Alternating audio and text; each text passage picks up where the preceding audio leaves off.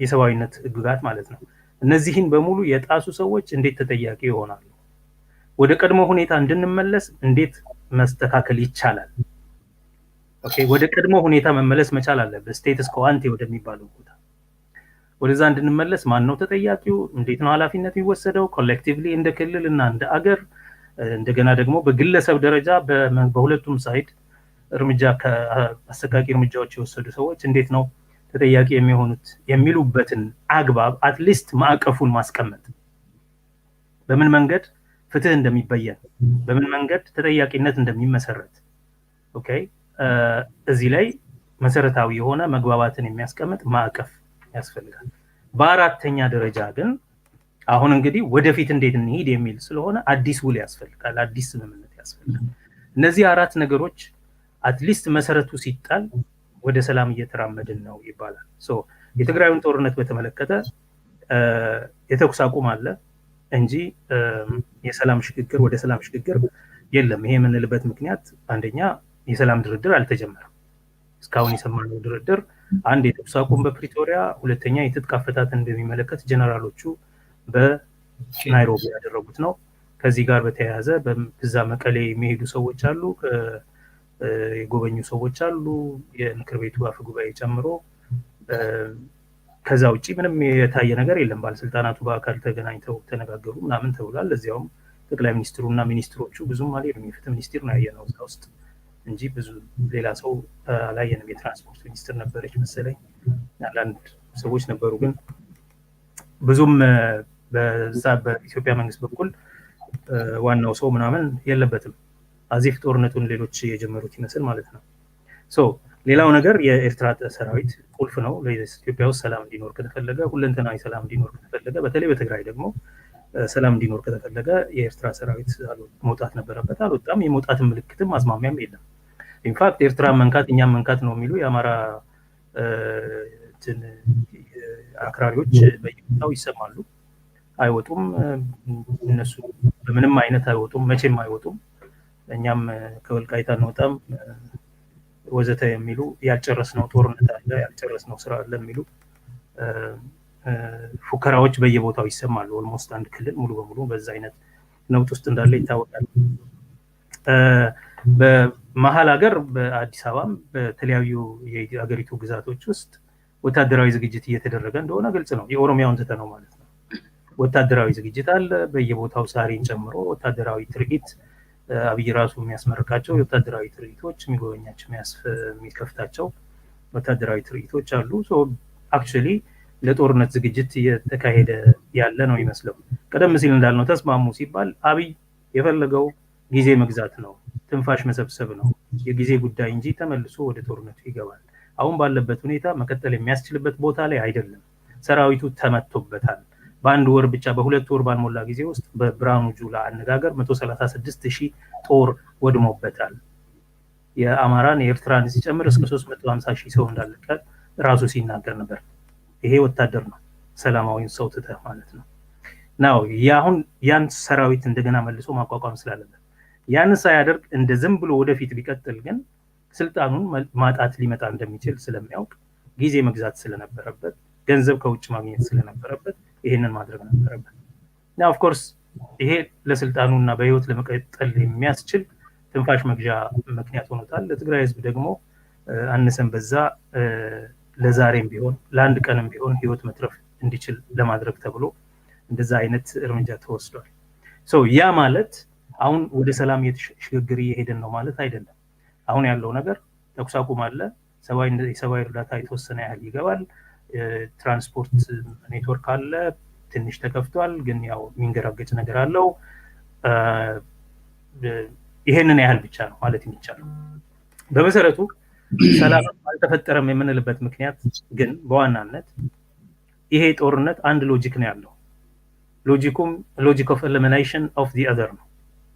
ማለትም ተቃዋሚ ተቀናቃኝ የሚባሉትን በኃይል የማጥፋት የፋሽስት ጦርነት ነው። ፋሽስታዊ ሎጂክ ነው ያለው። የቅጥረኞች ጦርነት ነው። ቅጥረኞች ነው የምንላቸው ባንዳ ምናምን አይደሉም፣ ከሃዲ ብቻ አይደሉም። በደንብ የሌላ መንግስት አጀንዳ አስፈጻሚ መንግስት ነው 4 ኪሎ ላይ ያለው መንግስት ይባል ከሆነ የቅጥረኞች ሎጂክ ነው። ቅጥረኞቹ አዛዥ አላቸው። አዛዣቸው የሚፈልገው ነገር አለ። ኢትዮጵያ ውስጥ የማይፈልገው ጌም ኦቨር ምናምን የሚለው በወያኔ ላይ ብቻ ነው የሚለው ሊባል ይችላል። በህወሓት ላይ ግን ቤሲክሊ እያለ ያለው የኢትዮጵያ የፌዴራል አወቃቀር፣ የብሔሮች የራስን ዕድል በራስ የመወሰን መብት፣ ህገ መንግስታዊ ድንጋጌዎቹ እነዚህን እንደ ጠላት አድርጎ የሚያይ ኃይል ነው። ቅጥረኛ የምንላቸው የሀገር ውስጡ የአማራ ክልል ሊቃንና የአብይ ባለስልጣናት እንዳለ ሙሉ ስርዓቱ እነዚህ እነሱም የፌዴራሊዝም እና የብሔር ብሔረሰቦች መብት ስለሚያስጠላቸው ይህንን ለመሻር ስለሚንቀሳቀሱ የዚህ ተመሳሳይ ጥላቻ ያለውን የኤርትራን መንግስት አጀንዳ ነው የሚያራግቡት። ይሄ ሎጂክ ነው ጦርነቱን የፈጠረው። ትግራይ ላይ ጦርነት ከመጀመሩ በፊት ጦርነቱ የነበረው በኦሮሚያና ሌሎች የኢትዮጵያ ህዝቦች ሌሎች ተደርገው የሚወሰዱ የኢትዮጵያ ህዝቦች ላይ ነው። ይሄ ጦርነት ወደ ትግራይ ሲዞር አውድማው ነው የቀየረው እንጂ ሎጂኩ ተመሳሳይ ነው። ለዛ ነው በሁሉም ቦታ የጥፋቱ አይነት አንድ አይነት ነው። የዘር ማጥፋት እርምጃ፣ የዘር ማጽዳት እርምጃ፣ የበላይነት እርምጃ፣ የደም የማጥራት እርምጃ ይወሰዳል። ህዝብን የመንቀል፣ ንብረትን የማንደድ፣ ከተሞችን የማቃጠል፣ ከብቶችን የመንዳት፣ የማይነዱትን የማረድ በትግራይ ነበረ፣ በኦሮሚያ ነበረ፣ አሁንም እየተካሄደ። በዋናነት የጦርነቱ ተጠየቅ የጦርነቱ ሎጂክ አንድ አይነት ነው፣ ፋሽስታዊ ነው። ኦኬ፣ ተቃዋሚን በኃይል የማጥፋት የሚል ነው። ሁለተኛ የአንድ ቡድንን የበላይነት ለማንገስ የሚደረግ ነው። ኦኬ፣ ይሄ ሎጂኩ ነው። ይሄ ሌሎች የተባሉትን የኢትዮጵያ አገር መንግስት ጠላት ተደርገው የተበየኑትን የኢትዮጵያ ብሔር ብሔረሰቦችን በማያዳግም መስበር ነው። በሌላ አገላለጽ የማንነት ፖለቲካ መሻር፣ ፌዴራሊዝምን መሻር፣ የብሔሮችን የራስን ዕድል በራስ የመወሰን መብት መሻር፣ ህገ መንግስቱን መሻር፣ የሁሉ ታጭቆ አንድ ላይ ወያኔን ማጥፋት ከሚለው ጋር ይሄዳል። ህወሓትንና ትነጋውያንና ኦነጋውያንን የማጥፋት የሚል ዘመቻ ነው። ሎጂኩ ይሄ ነው። ያኔም ዳንኤል ክብረት ነበረ የሚመራው አይዲዮሎጂካል ሊደሩ፣ አሁንም ዳንኤል ክብረት ነው የሚመራው። ይሄንን ሎጂክ ማጥፋት አለብን፣ መሰረዝ አለብን፣ ከታሪክ መፋቅ አለብን፣ ከትዝታ ከትውስታ ማስወጣት አለብን። ምንም ነገር በቃ ሊታሰበው አይገባም። ይሄ በኦሮሚያ ነበረ አለ፣ አሁንም እየተካሄደ ነው። በትግራይ ነበረ፣ በመተከል፣ በወሎ፣ በቅማንት፣ በአገው፣ በሲዳማ፣ በወላይታ፣ በሁሉም ቦታ ይሄ ሲካሄድ ነበር። መሰረታዊ ሎጂኩ አንድ ከሆነ ይሄ ጦርነት አንዱ አውድማ ላይ ተጋትሮ ምንም ጦርነት ማካሄድ የማይችልበት ቦታ ላይ ሲደርስ የተኩስ አቁም ተፈራርሟል። ሌላው ጋር ተዋግቶ ሲያቅተው ኦሮሚያ ቆይ ትልቁ እንቅፋት ያለው ጉፉን ከንጅሩ ጉፉ ከራራ ካሱ ቀብና ብለው ወደ ትግራይ የሄዱበት ምክንያት ህወሓትን ዋናው መወጋት ያለበት ብለው ስላሉ ቆይ ይሄንን ብለው ትተውት ነው ወደዛ ሄዱት አቁመው። and precisely for that reason አሁን ሲጨርሱ የትግራዩን የተኩስ አቁም ሲያደርጉ በቀጥታ ሙሉ ማሽነሪያቸውን ወር ማሽኑን በሙሉ ወደ ኦሮሚያ አዙረዋል። ድሮን ሳይቀር ክፍለ ጦሮችን ሳይቀር በኦሮሚያ ላይ አዝምተዋል። ሌላው ቀርቶ የአማራ ፋኖና ልዩ ኃይል ሳይቀር ድንበር ተሻግሮ ኦሮሚያን ወሯል። ደግሞ ይሄን እነ ሽመልስ አብዲሳ ባህር ዳር ሄደው ተደራድረው ወያኔን አብረን እንዳጠፋ ነው አሁንም በመተባበር ኦነግን እናጠፋለን፣ ኦነግ ሸኔ እናጠፋለን ብለው ተስማምተዋል። ይሄ በመሰረቱ አንድ ሎጂክ ያለው ጦርነት አውድማ እየቀየረ እዛና እዚህ ይዞራል፣ ግን አልቆመም። ኦሮሚያ ተጀመረ፣ ወደ ትግራይ ሄደ። ትግራይ ማሸነፍ ሲያቅተው ትንሽ ትንፋሽ ለመውሰድ ቆመ፣ ተመልሶ ወደ ኦሮሚያ ገባ። ይቀጥላል። መተከል ዛሬም ትርምስ አለ። ዛሬም ድረስ የወሎ በየጊዜው የሚያገረሽበት ችግር አለው። ወለጋ የሚነገር ነገር አይደለም። ምን ያህል ሺህ ሰው ተፈናቅሎ እንዳለ የምናውቀው ነገር ነው። ምን ያህል ግፍ እና የጥፋት ስራ ሲሰራ እንደነበረ የምናውቀው ነው። ሶ በመሰረቱ አገሪቱና ስርዓቱ ወደ ሰላማዊ ሽግግር እየሄደ ነው ወይ ካልክ፣ አረ የጀመረውን ጦርነት አውድማ እየቀያየረ እየተዋጋ ነው። እስከ በቀደም ድረስ ብርሃኑ ጁላ በቅርብ ሲናገርም እኛ ከሸኔ ጋር አልተዋጋንም እስካሁን ድረስ እና አሁን እንዋጋለን ነው። ከዚህ በፊት ራሱ ተዋግቶ አጥፍቻለሁኝ፣ በ2 ሳምንት አጠፋለሁ፣ በ3 ሳምንት አጠፋለሁ፣ በ1 ወር አጠፋለሁ፣ አሁን አጥፍቻለሁ ብሎ የተናገረው ኤታማዦር ሹም ዛሬ ደግሞ አልተዋጋንም እኮ ከነሱ ጋር እና ያው አሁን እንዋጋለን እያለ ኢንፋክት ለምን አትደራደሩም ሲባሉ፣ ለምን በሰላማዊ መንገድ አትጨርሱም ሲባሉ ምን ከማን ጋር ነው የምትነጋገረው? ይልቁኑ ደግሞ ሌላ የተለመደ የፖለቲካ ትርክት አላቸው አሁን የሚያወሩት ማለት ነው። ኦነግ የሚዋጋው ሰላማዊ ኃይሎችን ሰላማዊ ዜጎችን በመግደልና በመዝረፍ ስልጣን ለመቀራመት ነው። this is absolute nonsense። የኦሮሞ ነጻነት ጦር ድሮም ማንኛውም የኦሮሞ ብሔርተኛ ቡድንና ፓርቲ ስልጣን ለመንጠቅ ብሎ ኢትዮጵያ ውስጥ ተዋግቶ አያውቅም። ለስልጣን ብሎ ጦርነት ከፍቶ አያውቅም። ስልጣን ጉዳዩ አይደለም። ኢንፋክት በኢትዮጵያ ውስጥ የሚሆን ስልጣን ያቅለሸልሸዋል። ኦኬ። እናም የኢትዮጵያ ስልጣን ጥመኛ የሆኑ ሰዎች ሲነሱ የኦሮሞ ህዝብ ፊቱን የሚመልሰው በጣም ከምናውቃቸው ወዳጆቻችን ጭምር ማለት ነው። ዛሬ ፊቱን መልሶባቸው የተዋቸው ወደ ዳር ኢረሌቨንት የሆኑት የኦሮሞ ህዝብን የራሱን እድል በራስ ወደ መወሰን ደረጃ ከማብቃት ይልቅ የኢትዮጵያ የስልጣን ቁንጮ መሆን አለብን ብለው ስለሚያምኑ የኦሮሞ ህዝብ ምንም ኤነርጂውን ማፍዘዝ ከፈለግ ተነስተህ እኔ ኢትዮጵያ ውስጥ ባለስልጣን መሆን እፈልጋለሁ በላቸው። ኦሮሞ እንዲተፋ ገበልክ። የኦሮሞ ህዝብ ናፍቆቱም ጥማቱም መሻቱም አስፒሬሽኑ እንደ ናሽናል አስፒሬሽኑ ይህ አይደለም። የራሱን እድል በራስ የመወሰን መብት ጥያቄ ነው ያለው። የአገሩ ባለቤት የመሆን ጥያቄ ነው ያለው። ከ4 ኪሎ ይልቅ የኦሮሚያ ቤተመንግስት የሚናፍቀው ህዝብ ነው። የአብይ መንበር እንኳን አይናፍቀውም የኦሮሞ ህዝብ። እንደው ቢፈልግ እንኳን ኦሮሚያን በነፃነት ላስተዳድር የሚችልበት የሽመልስ ቢሮ ነው የሚለው እና ኢትዮጵያ ውስጥ ስልጣን መያዝ አይገባውም አይደለም።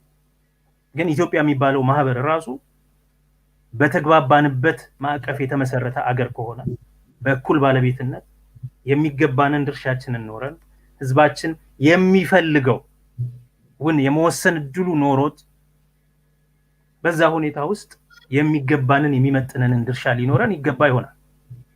ነገር ግን አሁን ባለው ሁኔታ በተዛነፈና በተናጋ መሰረት ላይ በተመሰረተች ኢትዮጵያ ውስጥ አሁንም ሌሎች የሚባሉት የኢትዮጵያ ጭቁን ህዝቦች የግፍ ተሸካሚ በሆኑበት አገር ውስጥ ኦሮሞ ከላይ ቁንጮ ሊሆን ይፈልጋል ብሎ ማሰብ የማይሆን ነው።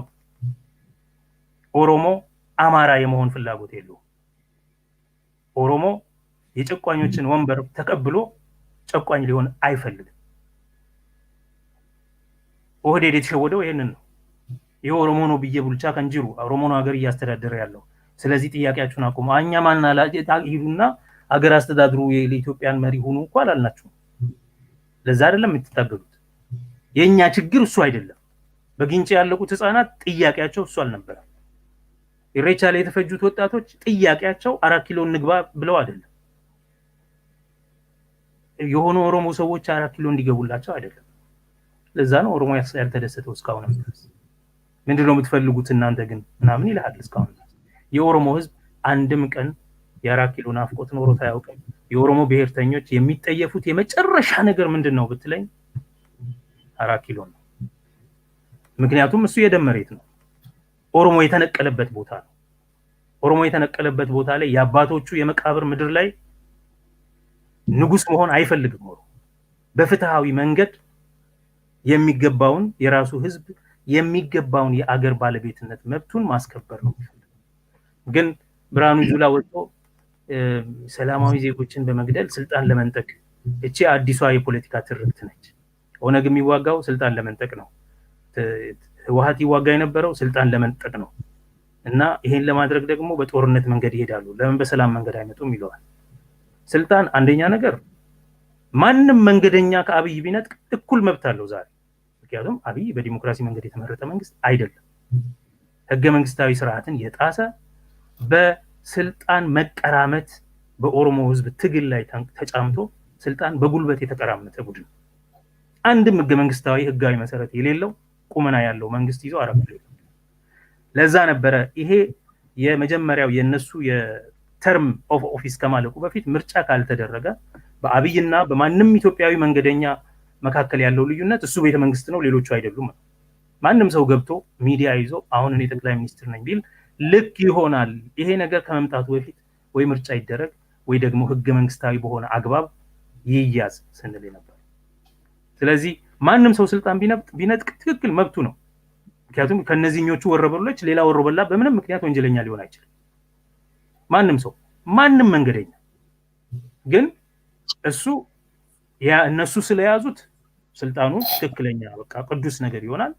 ሌሎች ስልጣኑን ስለተመኙት ስልጣን መመኘታቸው ወንጀል ይሆናል እና እነሱ ላይ ህግ የማስከበር ስራ ይወሰዳል። እንደዚህ ያለ የጅል ወሬ ጀምረዋል። ይሄ ትክክል አይመስለኝም። የሆነ ሆኖ ጦርነቱ ሎጂኩ አንድ ነው ካልን የጦርነቱ ሎጂክ አሁንም ሳይታጠፍ እየቀጠለ ከሆነ አውድማው ብቻ የሚቀጥል ከሆነ በሀገሪቱ ውስጥ ወደ ሰላም የመሸጋገር ስራ ገና አልተጀመረም ብቻ ሳይሆን ኢንፋክት ተኩስ የማቆም ስራ እንኳን በሁለንተናዊነት አልተጀመረም። ተኩስ ይቆማል የተባለው በትግራይ ነው ለጊዜው የመቆም አዝማሚያም ያለው እዛ። ሌላ ቦታ ግን አይቆምም ተብሏል። አይቆምም።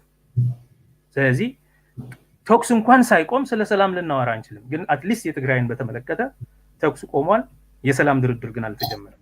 የሰላም ድርድር ሲጀመር ልዩነታችን ምንድነው የፈጠረው? መንስኤው ምንድነው? ለተፈጠረው ችግር ኃላፊነት የሚወስደው ማን ነው? ኃላፊነቱን በምን አግባብ ይወስዳል? በመጨረሻ ካሁን በኋላ እንዴት ወደፊት እንሂድ? how do we move forward የሚለው ላይ አዲስ ውል የተስማሙ እንደሆነ ነው። ይሄ በሌለበት ሁኔታ ይልቁኑ ደግሞ በአገሪቱ ውስጥ የተንሰራፋው ጦርነቱን የወለደው ሎጂክ አሁንም ሕያው ሆኖ እስካለ ድረስ በሌላ አገላለጽ ይሄን ጦርነት የወለደው ይሄ የአብይ ስርዓት ይሄን ጦርነት ያመጣበት ሎጂክ ደግሞ መንስኤው ወደ ቀድሞ ክብር የመመለስ መንስኤ ምክንያት ወደ ቀድሞ ክብር የሚለው የዜግነት የማንነት ፖለቲካ ትተን የዜግነት ፖለቲካ እናደርጋለን፣ ህገ መንግስቱን እንሽራለን፣ ፌዴራሊዝምን ክልሎቹን እንደምራለን ምናምን ሲሉ ያ ነው የወለደው ይሄን ጦርነት። ይሄ ጦርነት ገና ተበራክቶ ይቀጥላል። ገና ይሄ ሎጂክ ወደ ሰገባው እስካልተመለሰ ድረስ ይሄ የሰይፍ ሎጂክ፣ ይሄ የፋሽስት ሎጂክ፣ ይሄ ብዝሃነትን የመጥላት ሎጂክ ተመልሶ ወደ ቦታው እስካልገባ ድረስ ገና ብዙ ጦርነቶች አሉ ያልተጀመሩ፣ አውድማ ለመሆን እየተዘጋጁ ያሉ ብዙ። ለምሳሌ እኛ በምናውቀው በዩናይትድ ፍሮንት ውስጥ ያሉ ቡድኖች እስከ 11 ናቸው።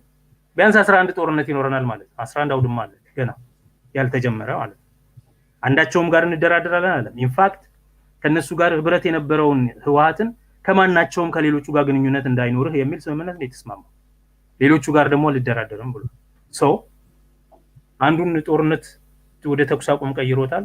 ሌሎች 11 ቢያንስ በተደራጀ አኳኋን በትጥቅ እየታገሉ ያሉ ሌሎች 10 ያህል አውድማዎች አሉ ማለት ነው። ጦርነት በደንብ ገና አልተጀመረም እና እንኳንና ሊያቆም ማለት ነው። ስለዚህ የሰላም ሽግግር አለ የሚለው ስላቅ ነው።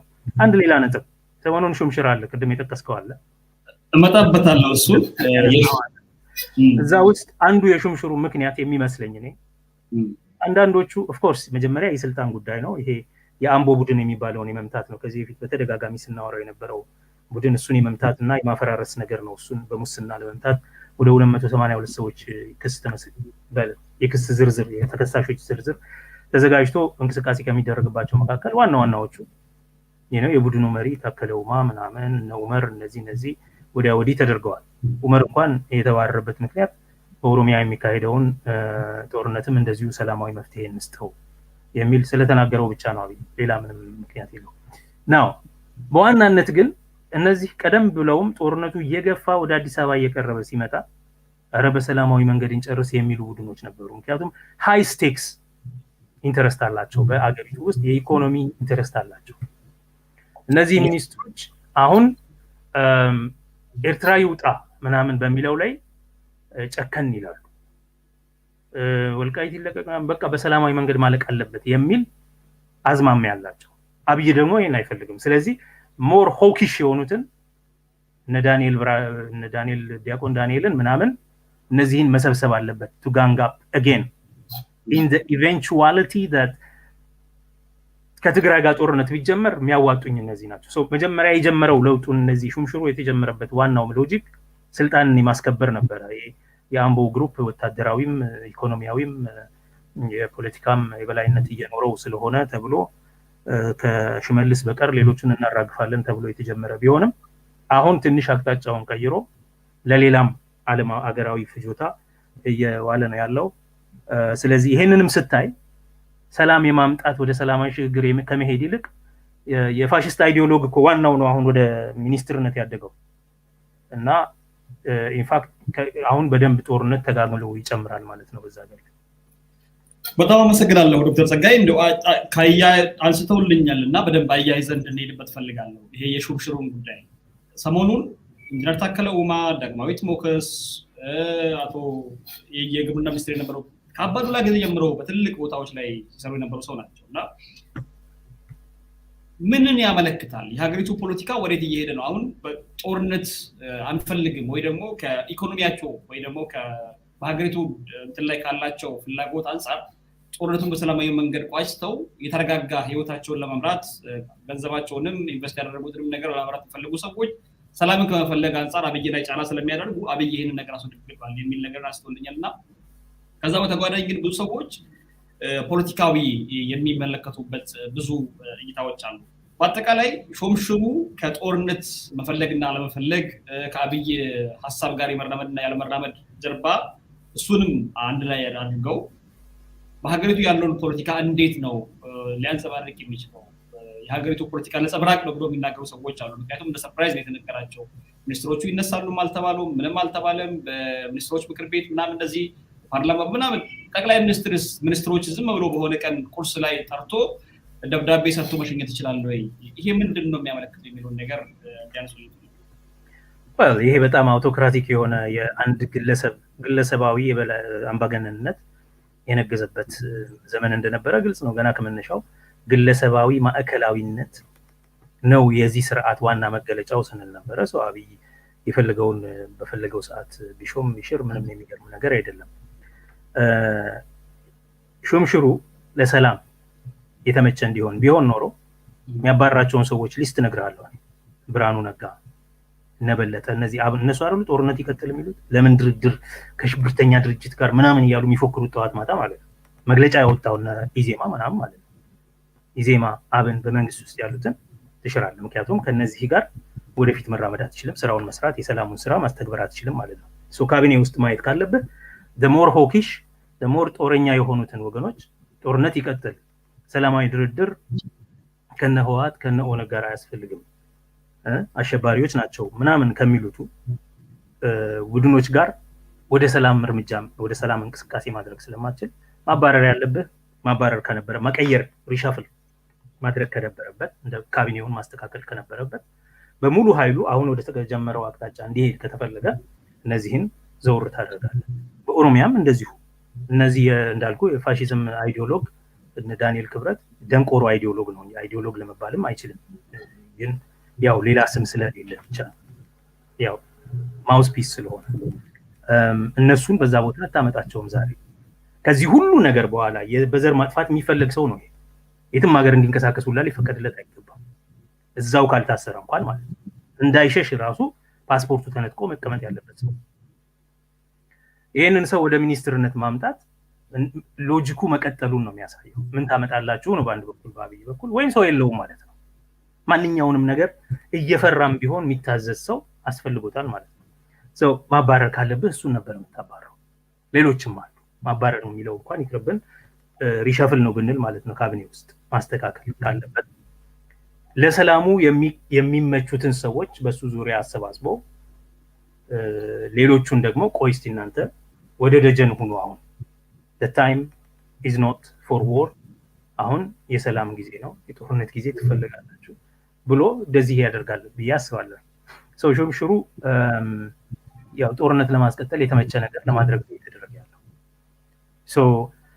ኃላፊነት መውሰድና መታገድ ያለባቸው በወንጀል የሚፈለጉ በወንጀል ለመፈለግ በዋናነት ራሱ አብይ አህመድ እና ብርሃኑ ጁላ ናቸው ዋና መፍትሄው ማለት ኮማንደር ኢን ቺፉ እና ኤታማዦር ሹሙ ናቸው ዋናው የዘር ማጥፋት ወንጀል እንዲፈጸም ሲያደርጉ የነበሩት። ስለዚህ እነሱም ይፈልጋሉ። በመሰረቱ ይሄ ስርዓት በኢንታክት ነው ያለው።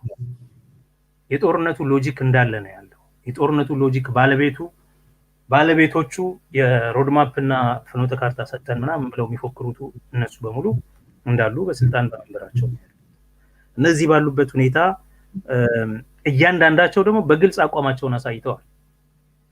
የተፈጠረው የተኩስ አቁም ስምምነት ትክክል አይደለም ብለው ተቃውሟቸውን አሰምተዋል። በፓርላማ ተናግረዋል፣ መግለጫ አውጥተዋል፣ ተችተዋል። በሶሻል ሚዲያም በሁሉም መንገድ ራሱ አብይ በተገኘበት ተገኝተው በፓርቲዎች ስብሰባም በምክር ቤትም ነግረውታል። እሱ ትክክል አይደለም ብሎ መልሶላል ለዓለም አቀፍ ኮንሰምፕሽን ሲባል።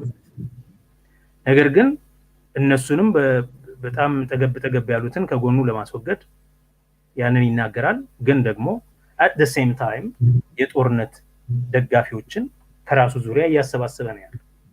ስለዚህ ወደ ሰላም ለመሸጋገር መጀመሪያ ይሄ ስርዓት ይሄ ሬጂም ይሄ እንዳለ የአብይ ስብስብ ተጠያቂነት መውሰድና መልቀቅ አለበት። ይሄ ቡድን በስልጣን ላይ እስካለ አይደለም አሁን ከ100 ዓመት በኋላም እንደዚህ አይነት ቡድን ኢትዮጵያ ላይ እስካለ ድረስ በስልጣን ላይ እስካለ ድረስ ጦርነት የማያባራ ዘላቂ ዋስትና የጦርነት ዋስትና መስጠት ከፈለክ በኢትዮጵያ ውስጥ እንደዚህ አይነት ቡድንን በስልጣን ላይ መተው። በመሰረቱ አምባገነናዊ የተማከለ ስርዓት በኢትዮጵያ ውስጥ ለመመስረት የሚፈልግ የብሔሮች መብትን በመጨፍለቅ ብዝሃነትን በማጥፋት የአንድን ቡድን የበላይነት ለመጫን የሚፈልግ የፖለቲካ ቡድን ኢትዮጵያ ውስጥ በየትኛውም ቦታ በየትኛውም ኮርነር በስልጣን ላይ እስካለ ድረስ የጦር አዋጅ በኢትዮጵያ ላይ ታውጇል ማለት ነው። ምን ማለት ነው? የራስን ዕድል በራስ የመወሰን መብት ኃጢአት ነው፣ ብሔርተኝነት ወንጀል ነው፣ ኦሮሞነት ጥፋት ነው፣ ትግራይነት የሀገር ደህንነት ስጋት ነው ምናምን ካልክ እንግዲህ ትግራይ አለመሆን አይቻልም፣ ኦሮሞ አለመሆን አይቻልም። የኦሮምኛ ቋንቋ የሀገር ደህንነት የሀገር አንድነት ስጋት ነው ከተባለ እንግዲህ ቋንቋውን አንታጠበው። ስለዚህ ያለው አማራጭ ትተዋላ አትተውም ብሎ መደገን ነው። ሲደግን ደግሞ ዝም ብሎ የሚያይ የለም። ስለዚህ የጦርነት አስተማማኝ ለጦርነት መኖር አስተማማኝ ዋስትና ከፈለክ እንደ አብይ አይነት ቡድን በኢትዮጵያ ውስጥ የተማከለ አሃዳዊ የአንድ ቡድን የበላይነትን የሚያቀነቅን ፋሽስታዊ ስርዓት መገንባትና በስልጣን ላይ ማውጣት ማለት ነው። ማንኛውም የኢትዮጵያ ውስጥ የብዝሃነት የሚቃረን ብዝሃነትን የሚጠላ ህብረ ብሔራዊ ፌዴራሊዝምን የሚጠላ የብሔሮችን መብት የሚያዳፍን የማንነት ፖለቲካን እቃወማለሁ የዜግነት ምናምን የሚል ቅጣምባሩ የጠፋበት ንግግር የሚናገር ማንኛውም ሰው ለምን ልደቱ አይሆን? ስልጣን ላይ እስካለ ድረስ ኢትዮጵያ ጦርነት የግዷ ነው። ይሄ ብሔሮች መብት እስካልተገበረ ድረስ መቼም ቢሆን ዛሬም ማንም ሰው ስልጣን ቢይዝ ማለት ነው የብሔሮች መብት እስካልተከበረ ድረስ ጸጋይም ቢሆን ጀዋርም ቢሆን አብይም ቢሆን ኢዳዝ ማተር ጦርነትን ኢምብልት አድርገዋል ሰው ሲስተም ውስጥ ማለት ነው።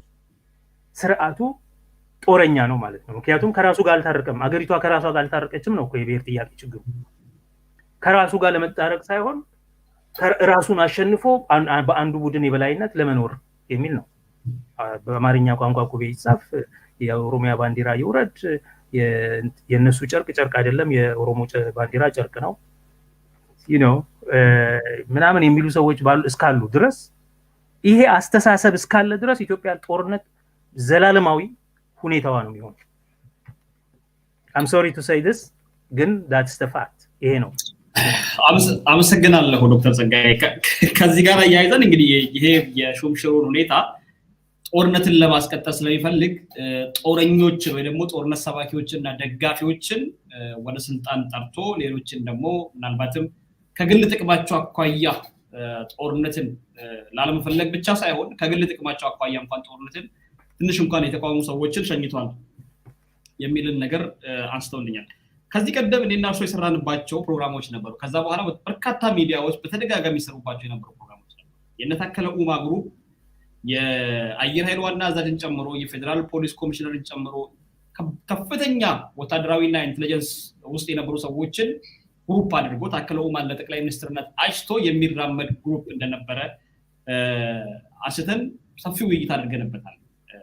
ከዛ ጎን ለጎን ደግሞ ሌላ ግሩፕ እንደነበረ ማስተን ከነዛ ግሩፕ ውስጥ ደግሞ አለሙ ስሜ አንዱ ነው፣ ከነታዬ ግሩፕ የነበረው ማለት ነው። እስኪ ከዚህ አኳያ አሁን የተደረገው ሹምሽር ምንድነው ትልቁ ትርጉሙ? ከዚህ ጋር እንዲያነሱልኝ ይፈልጋለሁ። በዋናነት እንግዲህ ያ የውስጥ ችግራቸው ይሄ ጦርነት አንዱ አብይን ያሸነፈ መሆኑን የምታውቀው የአብይን ቡድን በትኖታል የትግራዩ ጦርነት እና ትግራይ በሚገባ ማሸነፏን የምታውቀው የመንግስቱን አፈራርሰዋለች ማለት ነው። የመንግስቱን በመንግስቱ ውስጥ ያለውን ያሰላለፍ የፖለቲካ አሰላለፍ የኃይል አሰላለፍ ቀይረዋለች። ምንድነው የሆነው? ስልጣኑን በአብዛኛው ይዘውታል የሚባሉት በመሰረቱ በኢኮኖሚና በአካባቢ በወንዘኝነት የተጠራሩ የተደራጁ ቡድኖች አሉ። ሁለት አንጃዎች እንደነበሩ ተናግረናል ከዚህ በፊት። ብርሃኑ ጁላ፣ ደመላሽ ወልደ ሚካኤል፣ ማን ቢቲማ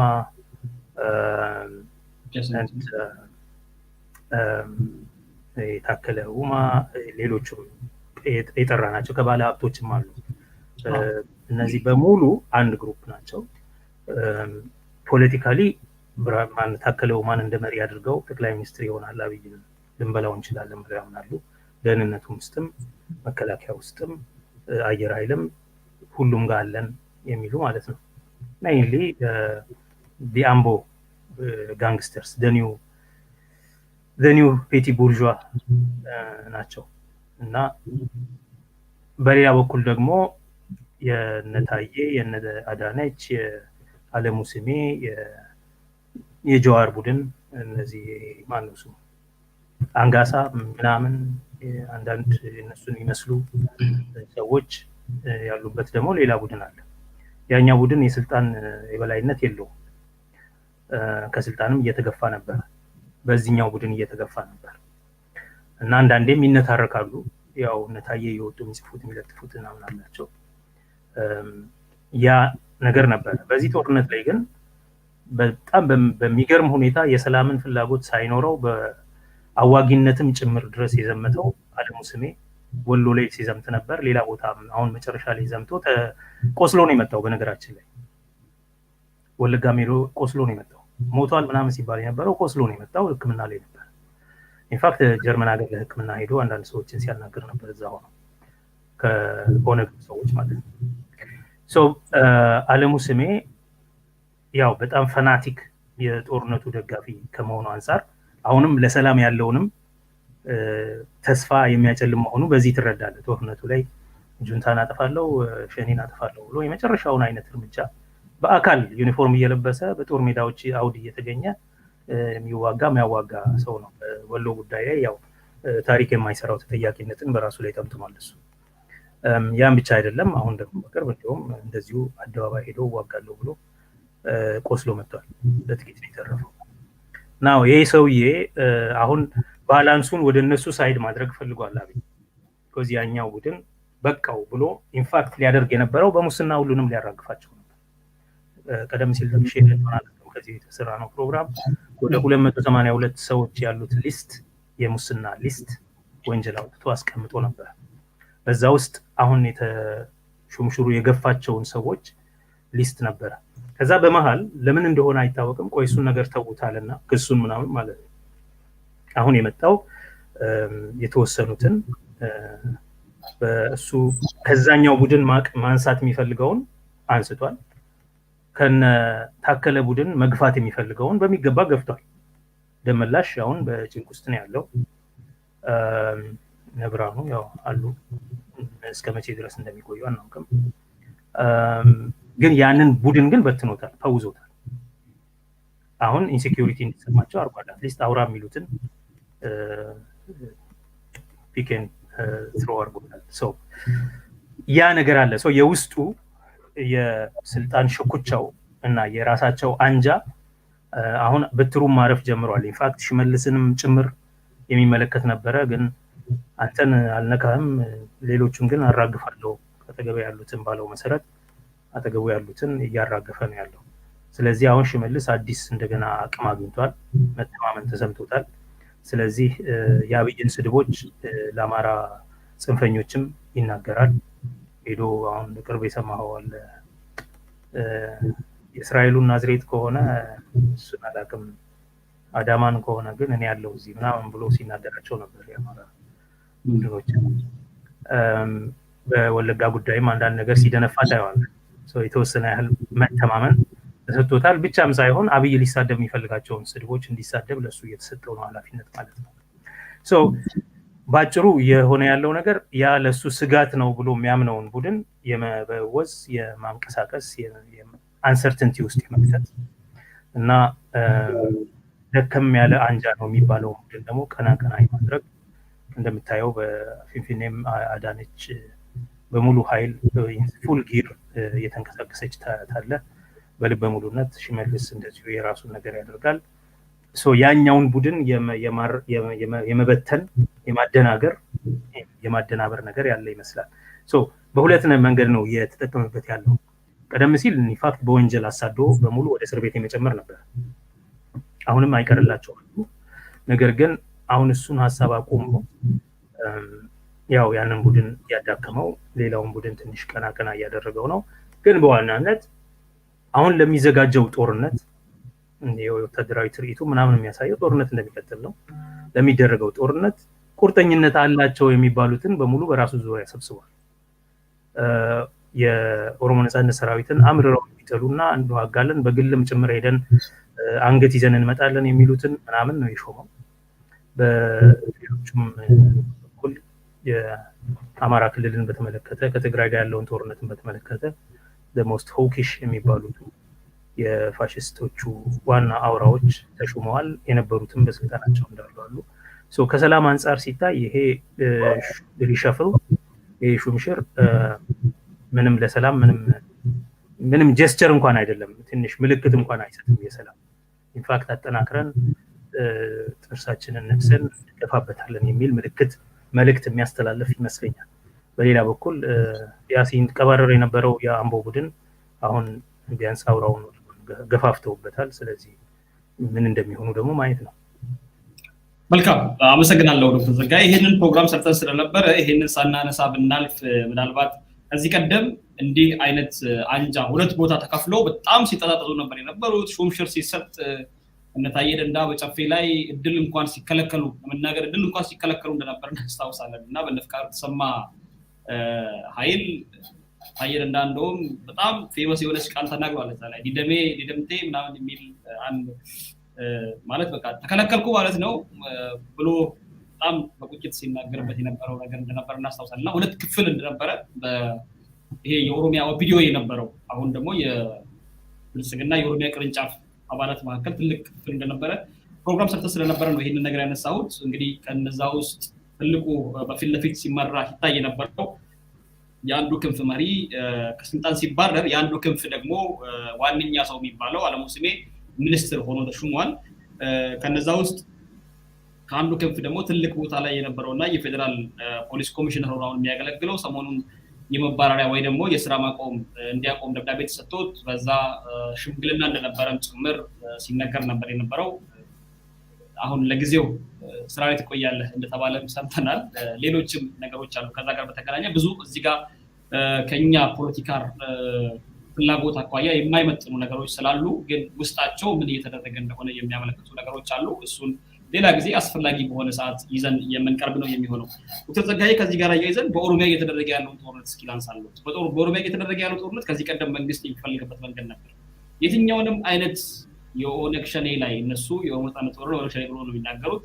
ለኢሳትም ለተለያዩ ሀገር ውስጥ ላሉ ሚዲያዎችም ሲናገሩ የነበረው የትኛውንም አይነት ድል በእነሱ ላይ ብንቀዳጅና የያዙትን ከተማ ብናስለቅቅ እንዳትዘግቡ፣ በተዘዋዋሪ የነሱን የሰሩትን ስራ ወይ ደግሞ የተቋጠሩትን ከተማ እውቅና መስጠት ነው፣ የሰሩትንም ስራ እውቅና መስጠት ነው ብሎ ደብዳቤው ሲዘዋወር ነበር የነበረውና አሁን የመንግስት ኮሚኒኬሽን ኃላፊው በግልጽ ወጥቶ ለሁለተኛ ጊዜ ይመስለኛል ሰሞኑን ሲናገሩ ነበር የነበረውና መልሰን እነሱ ያሉትን ከተሞች መልሰን እየተቋጠርን ነው የምንገኘው። በርካታ ሰዎችን ገለውብናል፣ ብዙ ቦታዎችን አውድመዋል፣ ግን መልሰን እየተቋጠርን ነው የሚል ነገርን መልሰው እየተናገሩ ነው የሚገኙት። ሰሜን የነበረው ጦር በአጠቃላይ ወደ ኦሮሚያ ዞሮ በኦሮሚያ በሁሉም አቅጣጫ በየቀኑ በተሳቢና በኦራል ይጫናል ትጥቅና ስንቅ እንዲሁም ተዋጊና በኦሮሚያ ያለው ጦርነት አሁን እንደው እንዴት ያለ ነው? ይሄንን ሰሞን እኛም ጠፍተን ነበር።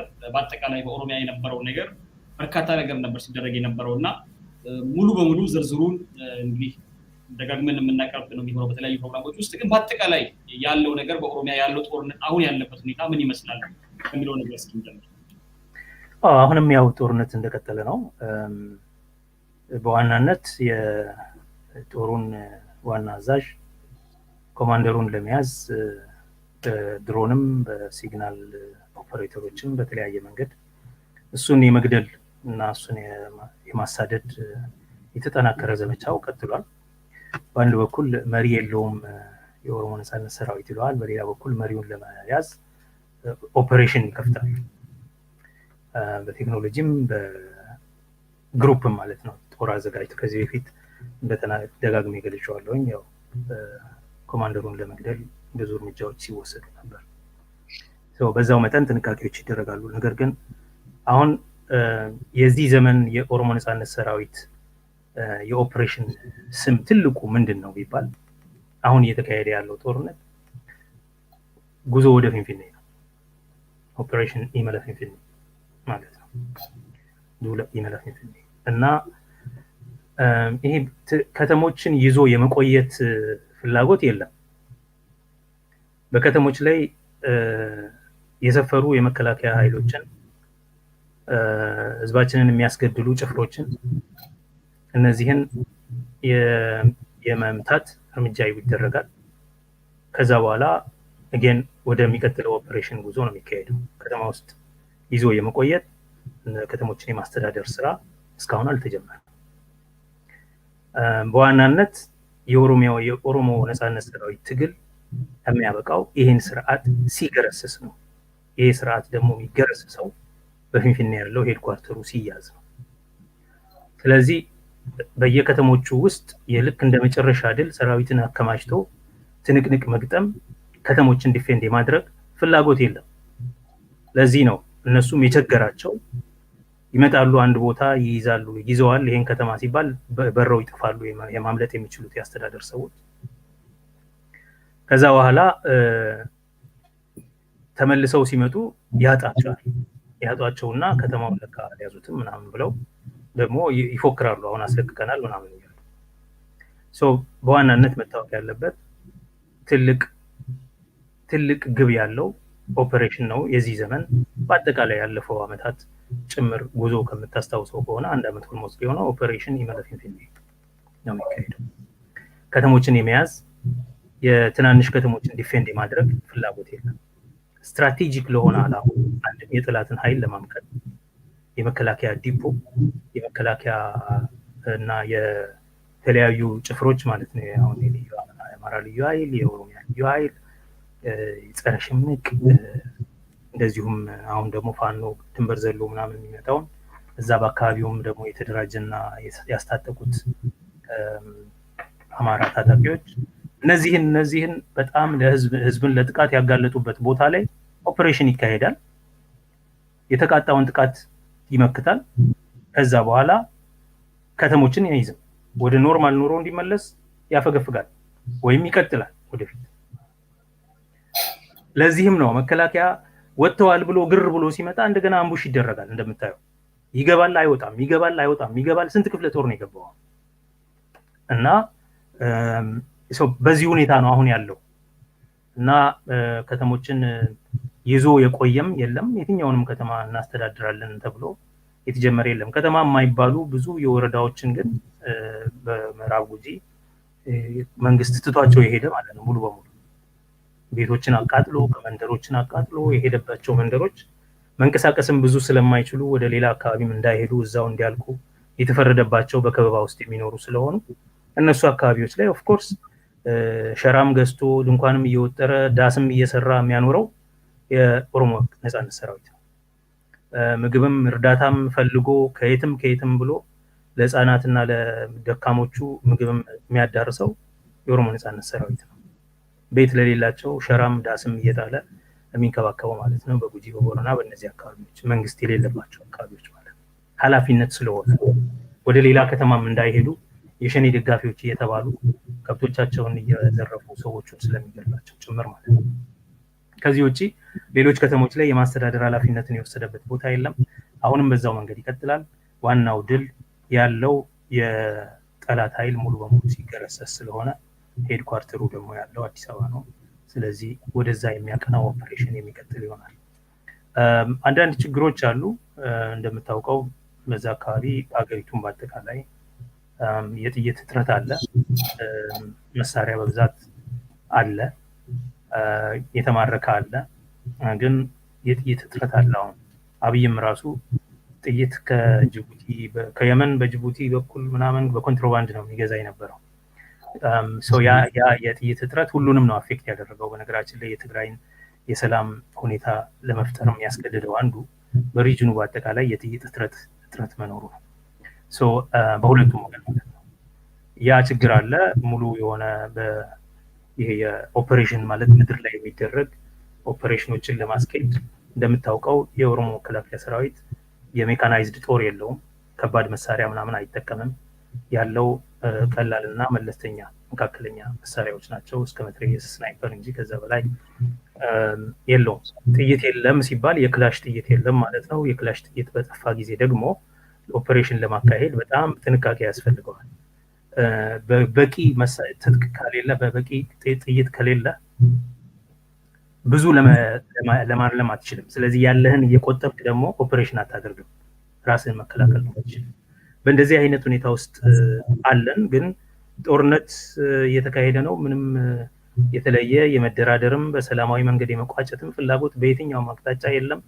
አንዳንድ የፖለቲካ ሰዎች አክቲቪስቶች አሁንም ተስፋ የሚያደርጉ በኦሮሚያ ያለውን ሁኔታ በሰላም መቋጨት ምናምን እያሉ ነው። በኦሮሚያ ላይ በየቀኑ አዲስ የጦርነት አዋጅ እየተደረገ ነው። በተለይ በአማራ ሊቃን በፋኖ መሪዎች በአጠቃላይ በኢትዮጵያ ፖለቲካ ስርዓት ውስጥ የሚሳተፉ የኢዜማ የአማራ በአጠቃላይ የኢትዮ አማራ ሊቃን ንግግርና ፉከራ የሚያሳየው በየቦታው በኦሮሞ ላይ የዘር ማጥፋቱን ጦርነት አክፋፍመን መቀጠል አለብን የሚል ነው። ስለዚህ ኦሮሞ እና ኦሮሚያ ሙሉ በሙሉ they have to brace for themselves for a daily declared new declaration of war በየቀኑ እየታወጀ ያለ የጦርነት አዋጅ በየቦታው አለ። ባንዲራን ሰበብ ያደርጋሉ፣ መዝሙርን ሰበብ ያደርጋሉ፣ በዓልን ሰበብ ያደርጋሉ፣ ቋንቋን ሰበብ ያደርጋሉ። ግን እሱ ሰበብ ነው እና በቋንቋ በባንዲራ በእነዚህ ላይ የጦርነት አዋጅ በየቀኑ ዛቻና ፉከራ የሚያደርግ ቡድን የጦርነት አዋጅ እያወጀብህ ነው ያለው። ልክ በምድር ላይ በአብይ ጦር የሚካሄደው ጦርነት ሳይበቃ አሁን ደግሞ የዲስከርሲቭ ጦርነቱ በስፋት ቀጥሏል። አብይ የሚያደርገውን በቂ አይደለም የሚሉ ኃይሎች በየቀኑ የጦርነት አዋጅ እያወጁ ይገኛሉ። ያንንም ለመመከት ያው ይቀጥላል። መልካም አመሰግናለሁ ዶክተር ጸጋዬ። ከዚህ ጋር አያይዘን እስኪ አንድ ቪዲዮ ላስደምጡት። ይሄንን ቪዲዮ ኮሜንት እንዲያደርጉበት የፈለኩት ብዙ ቪዲዮዎች አሉ ተመሳሳይ ነገር። አንደኛ ሚዲያውንም አይመጥኑ፣ ሁለተኛ እርሶንም ስለማይመጥኑ የሚናገሩት ሰዎች ሚዲያውንም እርሶንም ስለማይመጥኑ እዚህ ጋር ላቀርባቸው። ምናልባት መልስ ካስፈለጋቸው ግን ክሪቲካል በሆኑ ሰዓት ህዝቡን እንዲያውቀው ብቻ የምናነሳቸው ህዝቡ እንዲያውቀው ብቻ የምናሳያቸው ቪዲዮዎች አሉ። ህዝቡ እንዲያውቀውና ሰው ሲሞት እንኳን በምን ምክንያት ሞተ፣ በእነማን ምክንያትና በእነማን ጦርነት አቀጣጣይነት ሰዎች ተገደሉ፣ ንጹሃኖች ሞቱ ለሚለው አቋም ብቻ የምናሳያቸው ቪዲዮዎች እንጂ የነዚህ ሰዎች ሐሳብ ገዢና አጀንዳ ሆኖ ለመነጋገር በቅቶ ሳይሆን ግን ሌሎች በእነዚህ ሰዎች አጀንዳና አራማጅነት እነዚህ ሰዎች በሚናገሩት የጥላቻ ንግግር የተናደደ የሆነ ቡድን ወይ ደግሞ ግሩፕ ሌሎች ንጹሃን ላይ በሚያደርገው ጦርነት እነማን ኃይል ይባሉ ይገባል፣ እነማንስ ምን እያወሩ ነው የሚለው ሌላው ብሔረሰብ በአጠቃላይ እንዲያውቅ ስለምንፈልግ ነው ይህን ቪዲዮ ማሰማውትና ይህንን ቪዲዮ ላሰማውትና ከዛ በኋላ አንድ ኮሜንት ጥያቄ ያነሳለሁ። ኮሜንት እንደረጉ ይችላል። አማራ ማድረግ ያለበት እነኚህ ሰዎች አማራ ማድረግ ያለበት በምንም አይነት የጠላት መንግስት ዛሬ ሸኔ ምንትስ የሚላቸው የኦነግ የኢትዮጵያን ሰራዊት ራሱ በጠላትነት ነው ማየት ያለበት። ብርሃኑ ጁላ የሚያዘው የኢትዮጵያ ሰራዊት ጠላት ነው። ወለጋ ብረት ፍታ ብሎ እንትን የሚለው ጭንቅላቱን ማለት ነው ያለበት። በምንም አይነት ሲሆን አማራው ይሄን የወራሪ መንግስት አሻፍረኝ ብሎ ከቤጌምድር ማን ነው ከጎጃም እየተወረወረ ወለጋን መግባትና ሰውት ወለጋ ወራሪ ነው። ኦሮሞ የሚባለው ወራሪ ነው። የምንፋለመው ነው። ስፓኒሾች ፖርቹጊዞች 800 ዓመት መሐላቸው የኖሩትን አረቦች መንግለው እንዳባረሩ የሚደረግ ነው። የማይከረዳ ነው። ይህን የሚናገሩት እንግዲህ በሚዲያ ላይ ነው። ግለሰብ ስብሰባ ላይ ወይ ደግሞ ግለሰብ በራሱ ፍላጎት የሆነ ቦታ ላይ እብደት ይዞት ወይ ደግሞ በለበል ብሎት የሚናገሩ ነገር ሳይሆን ሚዲያ ላይ ተዘጋጅቶ ቀርቦ የሚናገር ፕሮግራም ነው ቀርጾ እየተናገሩ። ኦሮሞ በአጠቃላይ ወራሪ ነው፣ እንገለዋለን፣ እናጠፋለን። በአጠቃላይ ነው የሚሉት። በአጠቃላይ ከጎጃም እየተወረወርን ወለጋ ሄደን እናጸዳቸዋለን። አማራን ትጥቅ ፍታ የሚል ጠላት ነው። እነሱ ተመክተውበት ሌላውን የሚወጉበትን መከላከያ ራሱ ጠላት ነው። ብርሃኑ ጁላ የሚያዘው መከላከያ ራሱ ጠላት ነው የሚልን ፕሮፓጋንዳ ይዞ ነው ያለውና በኦሮሚያ ላይ እየተደረገ ያለው ጦርነት ምን አይነት ነው፣ እነማንስ አሉበት ከሚለው ይሄ አንዱ ማሳያ ነውና እንዲያው የዚህን ሰው ንግግር እንዲህ አይነት ንግግር የሚናገሩ ሰዎችስ የሚወልዱት ካለው ሳት ካሁን እየተደረገ ካለው ጦርነት ላይ የሚጨምሩት ቤንዚን ምን ያህል ሌሎች ሊጎዳ ይችላል? ምንድነው ሲባሉ የሚገቡ? ይሄ ብዙም መልስ የሚሻ እና ትርጉም ያለው ንግግር አይደለም። ግን ለነዚህ መመለስ ክብረ ነክ ነው ለመናገር። ግን የዴሉዥኑ ደረጃ የእብደቱ ደረጃ የት ድረስ እንደወረደ የሚያሳይ ነው። ሁሌ የምንለው ነገር ነው።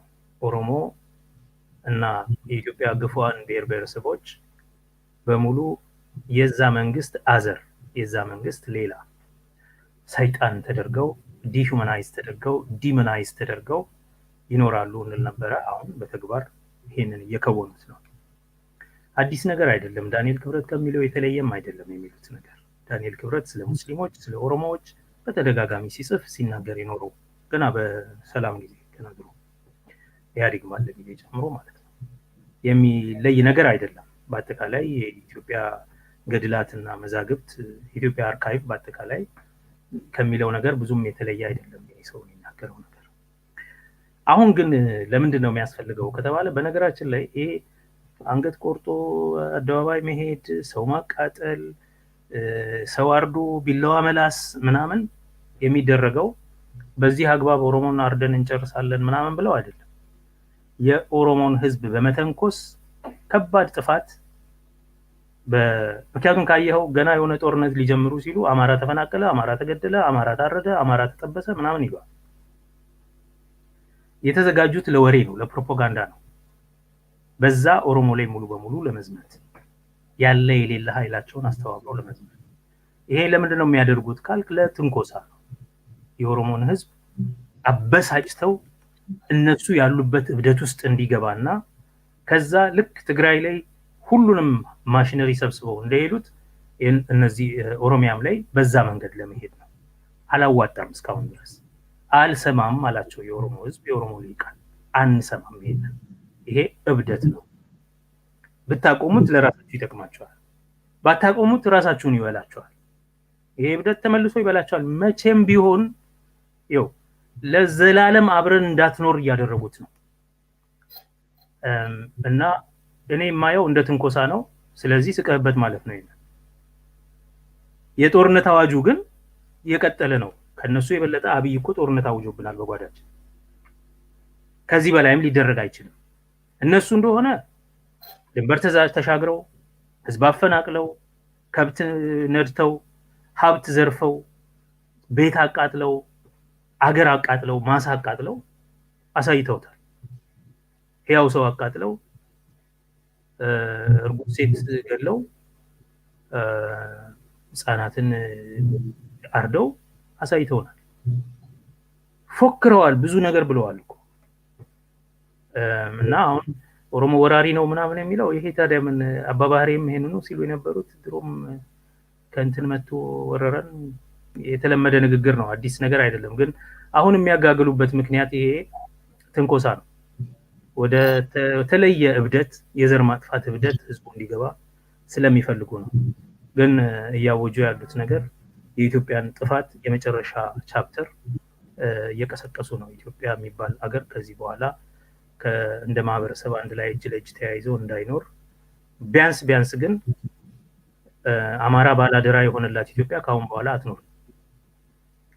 የሚያስፈራኝ አማራ ራሱ ክልል ብቻ እንኳን ኖሮት ሊኖር ይችላል ወይ ከዚህ በኋላ አማራ ባላደራ የሆነባት ኢትዮጵያ ግን ከዚህ በኋላ አትኖርም ይላሉ። የእርሶን ንግግር የሚቃወም አንድ ቪዲዮ ላሰማና ምን ማለት ነው ልበል እስኪ።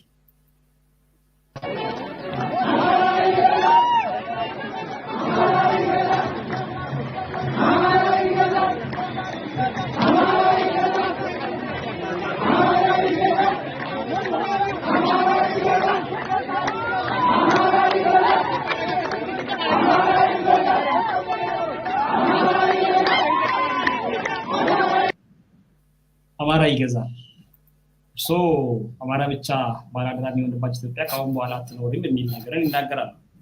እነሱ ደግሞ አሁን ያዩት ቪዲዮ ደብረ ማርቆስ፣ ባህር ዳር፣ ዳንግላ፣ ቢቸና ወይ ጎንደር አይደለም፣ መሀል የብሔር ብሔረሰቦች ዋና ከተማ የሆነች የፌዴራሉ መንግስት መቀመጫ የኦሮሚያ መንግስት መቀመጫ የሆነች ፊንፊኔ ላይ ነው ይሄን ነገር የሚናገሩት። የጥምቀት በዓልን ለማክበር የወጡ ሰዎች ናቸው እንዲህ እያሉ የሚጨፍሩት። ምንድነው ሊባሉ የሚገባው? አሁን እርሶ ካሉት ነገርስ ጋር ክላሽ አደረገ? ያ እብደት እኮ ነው፣ ያው እኮ ነው። በቅድም ያ የቅድሙ ሰውዬ አማራ ኦሮሞ ወራሪ ነው ምናምን ማጥፋት አለብን ምናምን ይላል። ኦኬ፣ እነዚህ ደግሞ አማራ ይገዛል ማለት ያው ቀን ያልፍና ያዩታል። ይሄን ቪዲዮ ያሳፍራል። አንደኛ አንድ ቡድን በሌላው ላይ ይገዛል ብሎ መናገር የሚያሳፍር እንጂ የሚያኮራ ነገር አይደለም። ሱፕሪማሲስት አይዲዮሎጂ የምንለው ይሄ ነው። እኛ የምንለውን ነገር ኮንፈርም እያደረጉልን ነው በየቀኑ። የሚያሳፍር ነገር ነው። እኔ ዛሬ እውነት የአማራ ህዝብ ጉዳይ ፖለቲካ ይመለከተኛል የሚል ልሂቅ ካለ ወጥቶ ይቅርታ መጠየቅ ነው ያለበት በእነዚህ ሰዎች ስም። ይሄ ትክክል አይደለም ብሎ መኮንን አለበት፣ ማውገዝ አለበት። ማለት እንዲያወግዙ እየጠየቁ አይደለም፣ አልጠብቅም። እንደዛ አይነት ጤነኛ አእምሮ የላቸውም። እነሱ የቀሰቀሱት ስለሆነ ኢንፋክት አደራጅተው ያስወጡት ይመስለኛል በጥምቀት ሰበብ። ግን ያሳፍራል። ሁሉ ጊዜም ሱፕሪማሲስት ሎጂክ ነው ያላቸው። ለዚህ ነው ሱፕሪማሲስት ስለሆነ ሌሎችን ለማጥፋት የሚንቀሳቀስ በብረት የሚሄድ ስለሆነ ፋሽስታዊ ነው የምንለው። ናው ይሄን ሱፕሪማሲስት ወሬ ነው አሁን እያወሩ ያሉት። እኛ የበላይ ነን እንገዛለን። ናው እኔ ማንም ቢሆን በኦሮሞ ስም ኦሮሞ ይገዛል ብሎ ቢወጣ አፍራል፣ እደበቃለሁ። ኦሮሞ ሌሎችን ይገዛል ብሎ ቢወጣ እኔ በጣም ነው ማፍረው። እንደዚህ የሚል ኦሮሞን በጣም እንደ ኦሮሞ ለመቀበል ያስቸግራል። ምክንያቱም መግዛትን ምን አመጣው? የራስን መብት አስከብሮ መኖር እያለ ለብር ማንንን የሚገዛው ለምንድን ነው? የጋራ አገር አለኝ ካልካ በጋራ አብረት ትኖራለህ፣ በሰላም ተከባብረህ ትኖራለህ። እቺኛዋ ንግግር አንከባበርም ሞተናል ከተከባበርን ነው ያጋሉ። አማራ ይገዛል ማለት አናከብራችሁም በፍጹም ነው እያሉ ያሉት። እኛ እንገዛለን የሚለው ያው አሳፋሪ እብደት ነው። ግን እነዚህ ኦነስት ስለሆኑ በአደባባይ ያወጡት ከዚህ በፊትም እንዳሉት እንጂ እኮ ያው ምሁራኑ ፖለቲከኞቹ የብሔር ፖለቲካ መጥፋት አለበት ምናምን የሚሉት ሰዎች ይሄንን ነው እያሉ ያሉት። ምክንያቱም የብሔር ፖለቲካ የማንነት ፖለቲካ ይጥፋ፣ ዘረኝነት ይጥፋ ሲሉ በአማርኛ ነው ይሄን የሚነግሩ በአማርኛ እየነገረ የብሔር የማንነት ፖለቲካ ይጥፋ ይላል እና በአማርኛ የሚነገር ፖለቲካ ይጥፋ። እንደዛ ከሆነ ነው ወይስ አማርኛ ምን ሲነገር አማራ ማንነት አይደለም ያለው? ዩኒቨርሳል ሰው ነው አይደል? ሰው እነዛኞቹ ባይገባቸውም ሰትል በሆነ መንገድ የሚነግሩህን እነዚህኞቹ በአደባባይ የነገሩን ነው። ለኔ ያው ለዘመናት ስንለው የነበረውን ነገር በግልጽ አደባባይ ኮንፈርም ያደረገ አስተሳሰብ ነው። ትንሽ አደገኛ የሚሆነው ምንድነው? ድሮ የተወሰኑ ሊቃን የሚባሉ የፖለቲካ እነ ተክሌ የሻው ናቸው የሚሉት። አሁን ግን ተራውና ተርታው ህዝብ እንዲተሰልፎ ሲናገር መስማት፣ ይሄን እድሜ ለአብይ በአደባባይ እንዲወጣ ያደረገልን እሱ ነው። በ2018 ነው የጀመሩት። ብሔረሰቦች ይጥፉልን ኦሮሞ ከአዲስ አበባ ይወጣልን ምናምን በሚሉ ጊዜ አሁን በደንብ በግልጽ የሚዲያ ተንታኞች፣ ጋዜጠኞች፣ የፋኖ ነን የሚሉ ጎረምሶች ሁሉ እየመጡ መጥፋት አለባቸው፣ ወንጀል መሆን አለበት ኦሮሞነት ምናምን ማለት ጀምረዋል። ለእኔ ይህ አዲስ ነገር አይደለም። ከ200-300 ዓመታት ያለውን እነ ቴዎድሮስም ጭምር የሚያወሩትን ነገር አንድ ላይ ሰብስቤ የኢትዮጵያን አርካይቭ ሰብስቤ የኦሮሞ ኢሜጅ በዛ ሀገር ውስጥ ምንድን ነው፣ የኢትዮጵያ ጭቁን ግፉዓን ብሔረሰቦች ፊገር ኢሜጅ ምንድን ነው የሚመስለው የሚለውን ላጠና ሰው አንድም አዲስ ነገር የለም። ኢትስ ኦል ዴጃ vu። አዲስ ነገር የለም። ያው ከዛ አርካይቭ ነው የሚወጣው፣ ከገድሎቹ፣ ከካህናቱ መጽሐፍት፣ ያው የቤተ መንግስቱና የቤተ ክህነቱ መጽሐፍት ብዙ ርቀት የላቸውም በኢትዮጵያ ውስጥ። እዛው ሲባል ከነበረው አዲስ ነገር አይደለም እየተናገሩ ያሉት። ትልቁ ሽማግሌም አዛውንቱ ቅድም የሚናገሩት ሰውዬ እነዚህ ጎረምሶችም በጎዳና ዳር የሚያወሩትም ለእኔ አዲስ ሰርፕራይዝ የሚያደርግ አዲስ ነገር የለው፣ የሚገርም ነገር የለው። ምናልባት እንደኛ ላላነበበና ለማያቅ ታሪኩን ኢትዮጵያኒስት አርካይቮችን ለማያቅ ሰው አሁን አርካይቡን መሬት ላይ ያወረዱለት ይሄው እነዚህ ጎረምሶች ሊባል ነው የሚችለው። እኛ ሁሉ የምናውቀውን እና ልክ እኛ በብሔርተኝነት ምክንያት በዘረኝነት ምክንያት የምናወራው እነሱ ሳይሉ የምናወራው የሚመስለውን ነገር ይሄው እነሱ አሁን ማውራት ጀመሩ በአደባባይ ነው። ይሄ ያው እብደት ነው እንዳልኩ። እንትና ይገዛል ምናምን ሲባል እኔ ይወክለኛል ይሄ ህዝብ የሚለው ቡድን አፍሮ መደበቅ ነው ያለበት፣ ወይም ደግሞ ይሄ እኛን አይገልጽም ብሎ ቢያንስ ራሱን ከዚህ ማራቅ እና ይቅርታ መጠየቅ ካለበት ደግሞ ይቅርታ መጠየቅ ነው ያለበት። ለነዚህ መልስ መመለስ አያስፈልግም። ይሄ ነገር ይኸውልህ እንደዚህ አይነት አስተሳሰብ እያለ ሰላም ኢትዮጵያ ውስጥ ሊመጣ አይችልም። የዘላቂ ጦርነት ዋስትና ይሄ ነው በቃ። ይሄ አስተሳሰብ ቤተመንግስት ነው ያለው። ይሄ አስተሳሰብ ከቤተ መንግስት ውጪ ደግሞ አሁን በደንብ ሞልቶ ማለት ነው በቃ መደበቅ እንኳን አቅቶት ለማስፈራራት ወደ አደባባይ እየወጣ ነው። እና ይሄንን አስተሳሰብ ማድረግ የምትችለው ማሸነፍ ብቻ ነው። ምክንያቱም እንዲህ ተናግሮ አይቆምም፣ ወደ ጦርነት ይገባል። ሲገባ ትመክታለህ። ስለዚህ ሲገባ እስክትመክተው ድረስ ያለው ቤተመንግስት ያለው ሐሳብ ስለሆነ ይሄ ሐሳብ አገሪቱን ወደ ጦርነት እየቀሰቀሰ የጦርነት አዋጅ እያወጀ ዝም ብሎ ይቀጥላል፣ ትንታጉን ማለት ነው። ይሄ ነው ዋናው ምክንያት። ኢትዮጵያ ውስጥ የሰላም ዘር እየተዘራ አይደለም። ይሄን አይነት የጦርነት ዘር እየዘራ ሰላምና ሽግግር ወደ ሰላም የሚደረግ ሽግግር ይኖራል ብለህ መጠበቅ የለብህም። በጣም አመሰግናለሁ ዶክተር ጸጋዬ። እንግዲህ ከገድላቶቹን በተለይ ይሄ የአባ ባህሬን ገድል ከዛ በኋላ የነበሩትን የ12ኛው ክፍለ ዘመን በጣም ይሄ ልክ የጦርነት ውሎችን ሲዘግቡ የነበሩ የዛን ዘመን ደብተራዎች የሚጽፉትን ጽሁፍ ላነበበ ሰው እርሶ እንዳሉት ምንም ኢምንት የሆነ ነገር ነው። ላላነበቡት ግን እውነትም እርሶ እንዳሉት ልክ በታሪክ በድሮ ነገር የሚያውቁት ወይ ደግሞ ከሩቅ ሀገር ዝናውን የሚሰሙትን ሀገር ሄደው እንደማየት ወይ ደግሞ ዝናውን የሚያውቁትን ታሪክ ሄዶ ቦታው ላይ እንደመጎብኘት ነው አሁን እያደረጉ ያሉት ነገር የሚታወቅ ነገር ነው። ምን ያህል ጽንፈኝነት የረገጠና በጣም ፋሽስት ነው ይለዋል ዶክተር ደረጀ ያን ጊዜ የእርሶ እንትን የሚሉትና በጣም ከባድ የሆነ ፋሽስት ነው የአማራ ብሔርተኝነት፣ ሌላውን አጥፍቼ ነው እኔ ከላይ ሆኜ ልምራ የሚል በጣም በልዩ ቃላት ነው የሚገልጹት። እና ይህንን ነገር የዛን ጊዜ በጣም ነበር እኔ ራሱ የከበደኝ ያንን ነገር ስሰማና ከነበረው ነገር ያለፈው የ16ኛና የ15ኛ 17ኛ ክፍለ ዘመን ታሪክ ተመልሶ መጥቶ ዛሬ ያለው አማራ ኤሊት እና ህዝብ ያንን ነገር ይቀበላል ብዬ አላሰብኩም። ይሄ ህዝብ ነው ወጥቶ የሚጨፍረው፣ ህዝብ ነው ይሄን ነገር ወጥቶ የሚናገረው። እና ዶክተር ደረጀ ያን ነገር የገለጹበት ነገር በጣም አሁን ሳስበው በጣም ይገርመኛል። ከዛ በተጓዳኝ ግን ሌሎች ብሔሮች ብለውት ቢሆን ኖሮ ምን ይባል ነበር የሚለው በጣም አጠያያቂ ነው። እንግዲህ ምናልባት ጠቅላይ ሚኒስትሩ ወደ ጎጥ ወረዳችሁ ብሎ ጦርነት ሊያውጁ ይችላሉ። የሀገሪቱ ፕሬዝዳንት ቀይ መስመር ሊያሰምሩ ይችላሉ። የሀገሪቱ ፓርላማ ሀገር ሊበትን የተነሳ ኃይል አለ ብሎ ለቅሶ ቤት ሊሆን ይችላል። የአማራ ክልል ፓርቲዎችና ፖለቲከኞች የህልውና አደጋ ተጋረጠብን ብለው የክተት አዋጅ ሊያውጁ ይችላሉ። ሚዲያዎቻቸው ደግሞ ኢትዮጵያ ልትበተን ነው፣ ኢትዮጵያኖች ሁሉ ተደራጅታችሁ ይሄንን ኃይበሉ ውጉ አጥፉልን ሊሉ ይችላሉ የሚል በጣም ግን ባጭሩ ያነሳሁት ተጨባጭ የሆነ ነገር ነው እነሱ ሲሉት ግን ማንም ሁሉም ሰው አንብቦት ስላለፈው ያላነበው ደግሞ ታሪክ ስለሰማው የነሱ እብሪትና እዚህ ደረጃ የደረሰ እንትን በዚህ ደረጃ እንለፈው። እስኪ ዶክተር ጸጋዬ ወደ ሰሜን ልውሰዶት። ሰሜን ያለው የተኩስ አቁም ስምምነት 3 ወር ሊሞላው ነው ፍርሚያ ከተፈረመ። በዚህ ጊዜ ውስጥ የሚደረጉ ነገሮች ነበሩ።